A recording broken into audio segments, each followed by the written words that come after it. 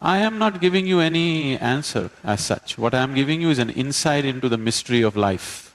Not an answer, but an insight into the mystery of life. If my answer provokes the mysterious in you, I have succeeded. If my answer becomes an answer to you, I have failed. Don't take my answers as answers. I am not a school teacher, I have no answers to give you.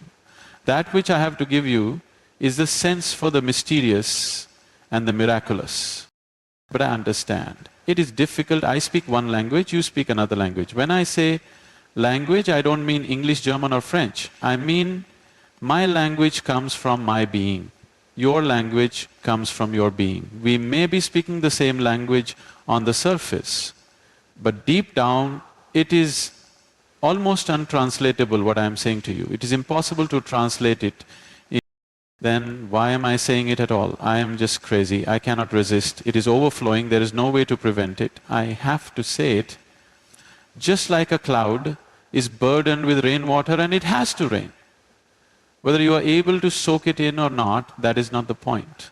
Rocks may not be able to soak it in, or some soil may be able to soak it in and will be full of greenery and beauty will arise. But that is all undecided. It is an open thing. It may happen, it may not happen. It depends how you let me in. I have heard a beautiful story.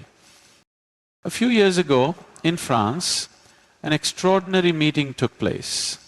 Some leading philosophers from England and America had been invited to meet with their continental counterparts. They were to exchange ideas, share experiences, and discover the extent of possible communication among them.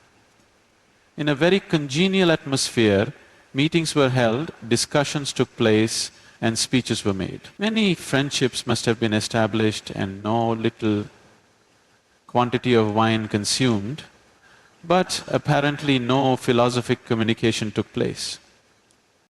For instance, Gabriel Marcel was trying to explain his ideas about God, grace and transcendence. He continually met resistance from the audience, from other philosophers. But what do you mean by that? But surely you don't mean this. How is it possible that? Isn't it true that? Etc., etc. After a while, Marcel became exasperated and the audience as a whole restless. Finally, someone in the audience asked Marcel why he did not simply say what he meant.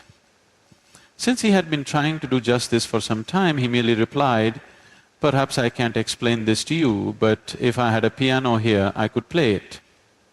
And because there was no piano, no communication was possible. But I am suspicious, even with the piano, it may not have happened, because the other may not understand the language of music either. Yes, exactly that's what is happening here.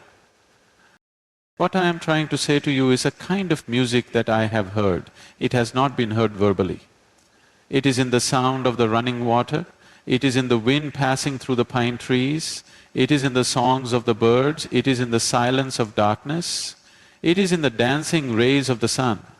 It is all over the place, but it is a music, and unless you are capable of understanding this music, you will not be able to understand me. You will go on misunderstanding me,